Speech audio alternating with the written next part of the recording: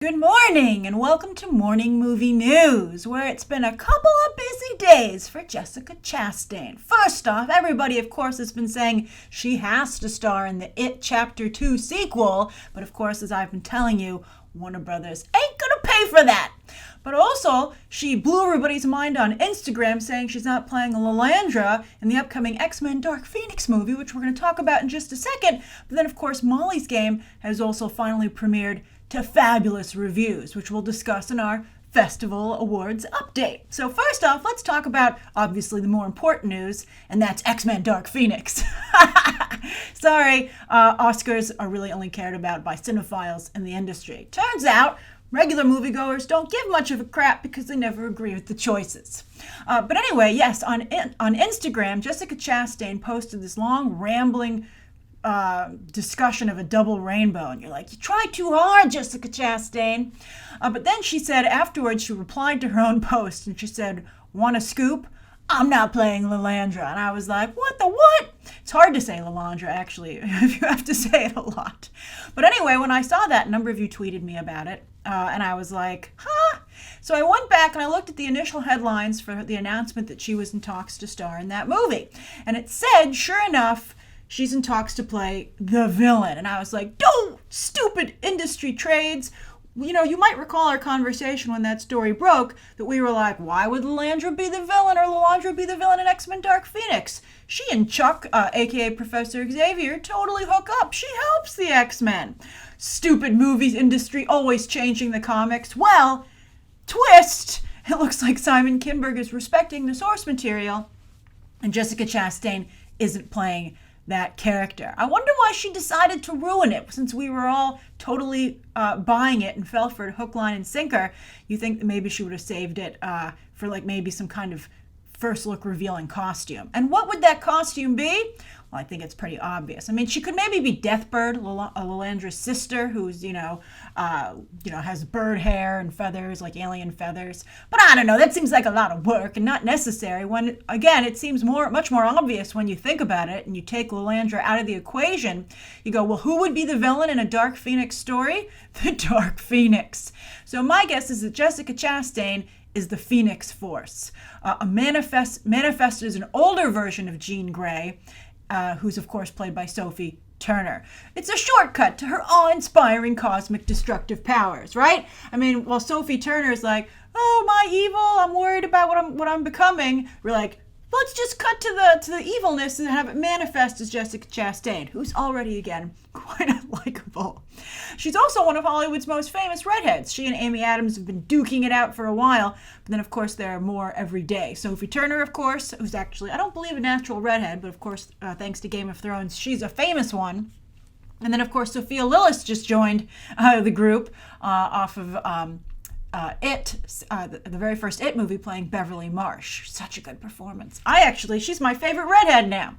But I don't know why, if you were going to have an older version of Jean Grey, you wouldn't just go get Famke Janssen. Famke Janssen, she's never going to play Phoenix. I have to tell you, the most exciting part for the character I really liked it when Sophie Turner won Phoenix in X-Men Apocalypse. That was a really awesome moment. But I loved it when Famke Janssen did it at the end of X2.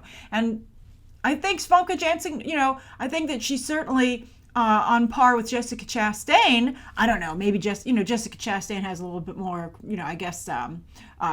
respect as an actress, let's say. But I don't know. I don't think the comic book crowd. I mean, how many unlikable actresses are you going to put in this movie, right? I believe Jennifer Lawrence, of course, has returned. So you're going to have Jennifer Lawrence stand next to Jessica Chastain. You'll be like, whoa, that's two unlikable women. Good Lord. I hope, and they're going to both shoot themselves in the foot in the interviews because they're both very political and apparently tone deaf. So we'll see. But I think it's pretty obvious. That would be my guess, that Jessica Chastain's playing the Phoenix Force. And I do think that I think she could do a good job with it. She certainly looks the part, but I mean, how many Jean Greys are we going to have at this point? It's getting ridiculous. And I would have liked to have seen Sophie Turner just own the role by herself. It kind of sucks that maybe she's being asked to share it. So I'm curious to what you think about that and how you would feel about it. All right. It's a Phoenix movie. I don't care who's in it. I don't care how unlikable they are. I'm seeing it. All right. So, and I'm probably going to like it because that's such a great story. I hope. All right. So let's talk about the festival update, all right? And of course, Jessica Chastain factors heavily into this. We have two festivals. Venice just wrapped, and the Toronto International Film Festival has just gotten started. They are both huge festivals, particularly Toronto, and we're starting to see the awards season take shape. And what's interesting is that a lot of the trades are pointing out that instead of the field narrowing, it's expanding. And a lot of films that we felt, remember I talked to you about the early awards contenders. Some films that looked like they had like a snowball's chance in hell of getting a nomination suddenly are becoming front runners. It's amazing. All right, so Molly's Game got very good reviews, particularly for Jessica Chastain, and that's from Styx. Styx must be like, this is amazing. We're in the Oscar game. They're like a pretty new distributor, and so the fact that they would have like a strong contender is amazing. I mean, Aaron Sorkin's kind of like a cut to the front of the line pass, and this, of course, is his directorial debut. And this is, again, so we've been talking about why do you use certain actors. Well, Aaron Sorkin and Jessica Chastain have an Oscar pedigree. Voters like them. The press likes them. They think of them in that regard. So look, even though Styx Entertainment is distributing, the combo of Aaron Sorkin and Jessica Chastain gives them a huge advantage of getting this movie in the end zone. Although it's fascinating to me that no other distributor wanted this film, right? Why did it go to Styx? Weird. Although Styx, of course, had the gift from Joel Edgerton, which he directed with Jason Bateman, and that was a very highly regarded film as well. So, it's excellent development for Styx Entertainment to get on the board. But then also I, Tonya, the Tonya Harding movie with Margot Robbie, not only starring but producing, got tremendous reviews, not just for her and the film itself, but also Allison Janney is Tonya Harding's mom. In fact, many feel that the best bet for this movie to get a nomination and potentially a win is for Allison Janney, because Allison Janney, she's been working for a very long time, very famous character actress, and has not gotten even a nomination. It's a little bit like a female J.K. Simmons situation. So this could totally be it. And so I, Tonya, by the way, doesn't have a distributor, and so they expect that movie to be able to get a distributor much more easily now, and probably a little bit of a better deal. Someone will pay more money for it, because it now comes with Oscar nominations pretty much. So that's very exciting. Some of you tweeted me and said, do you think Margot Robbie will maybe win?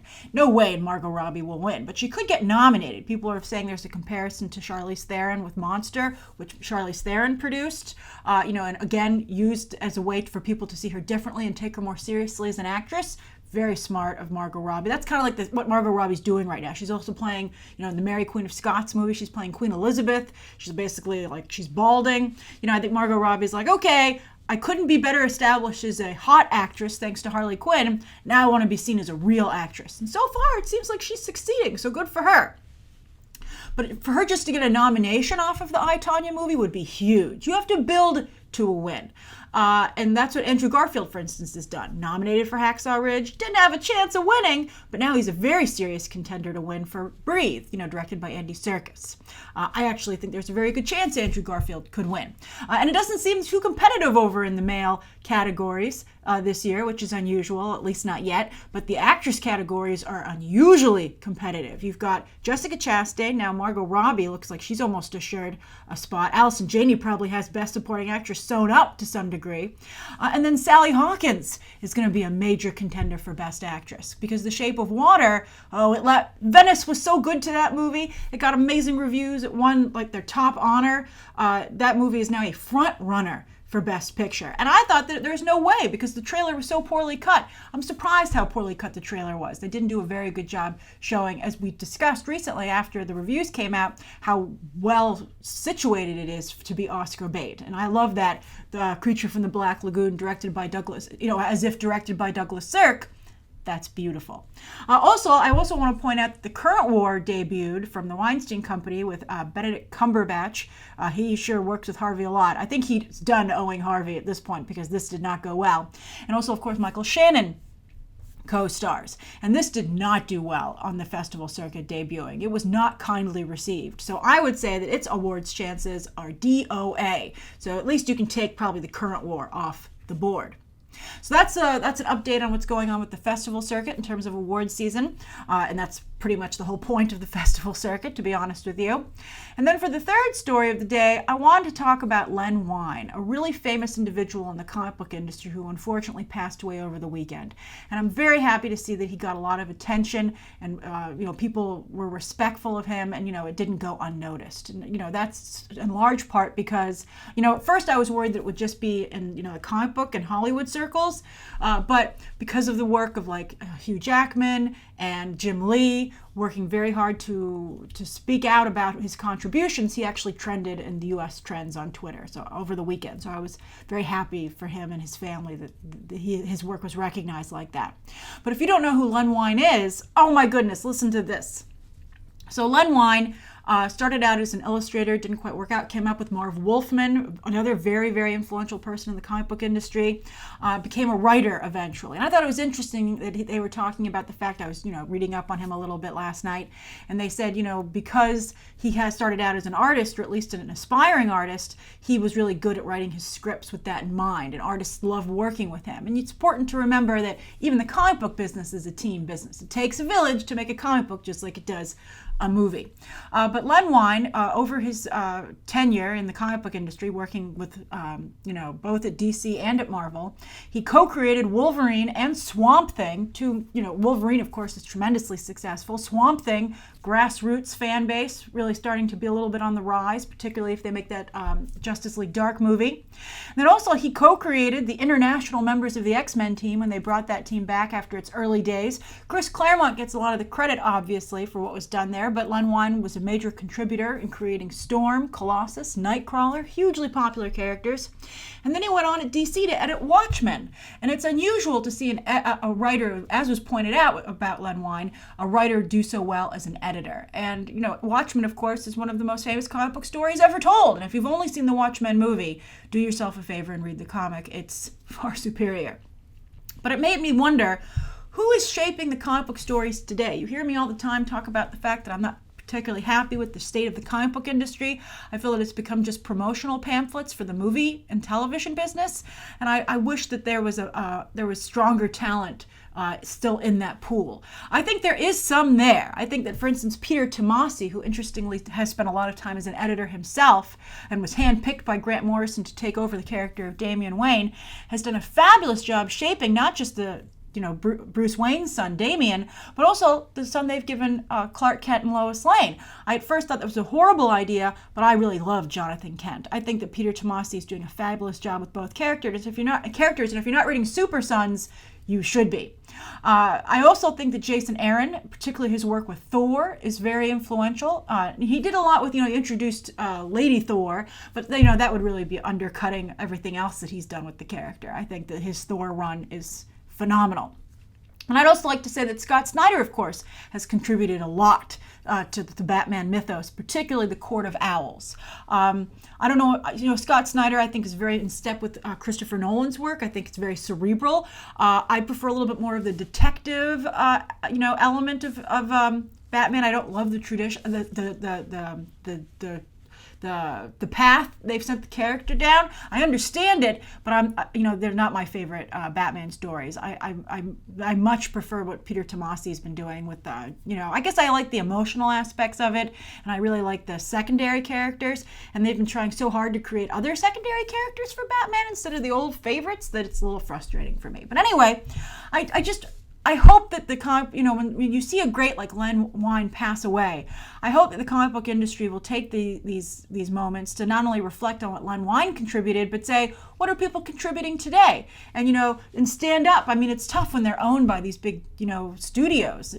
But I hope that somebody there stands up and says, we built these characters. You're having such success with them because of the work that we initially did. Trust us to continue to do that, because I just don't see great stories coming out of either of the big two anymore, at least not recently. All right, so let's go to the viewer question, which is perfectly suited for this, and that's Cammie G, who says, Dear Grace, I have a burning question. What are some tips for becoming a comic book writer? Thanks a lot. Love your vids. Thanks, Cameron. My pleasure, Cameron. I've written some comics. It's a tough route, and I think it's made tougher today because a lot of the smaller publishers are no longer around. And again, they're not really looking for amazing talent. They're looking for easy talent. A lot of the times it'll come up, let's go hire a famous author, etc. So my advice to you, Cameron, it's not impossible. Nothing's impossible. But my advice to you, Cameron, is to go to comic book conventions. Find the biggest comic book convention that's near you and go to it. Go to the convention and very kindly and respectfully go and talk to editors and say, I want to be a comic book writer for you. What do you suggest? Where do you look for your writers? And realize that it's a marathon, not a sprint. It's going to take you some time to get to where you want to be. And don't think you're going to write Batman right away, all right? I would particularly suggest you not only talk to editors at the big two, of course, everybody's dream job if you want to be a comic book writer. Although I think the new dream is to get an original comic over at Image and then get it picked up as a TV show, right? But Image isn't going to talk to you if you don't have if you're not a named talent. It's very unusual because what's going to push that comic to sell? All right. So anyway, go talk to Archie Comics, Dark Horse Comics, IDW, Boom Studios. I wrote an original comic for Boom Studios, 16 issues, Superbia, and say, and you should always have a couple of your own original ideas, but be prepared to go work on someone else's idea as well when you're starting out. Also, because there are so few smaller publishers these days, I would go and see about internships at any of these comic book publishers, but potentially the big two, and say, I want to be a writer. Be very honest about it. Say, I want to be a comic book writer, and intern as early as you can, like freshman year in college. See if you can work there every summer and just work your way up and be like, hey, editors, what's up? I want to write for you someday. You want to read something I wrote? But be very careful. Editors are going to be really nervous about reading anything you wrote because they don't want to be accused of stealing your idea, and so it's going to be tough. It's going to be a tough road, but that's what I would recommend. Some people say to write independent comics online, but that's so hard for anyone to actually read them, and I don't really see anybody coming into the space from there. Also, that's the other thing I would recommend.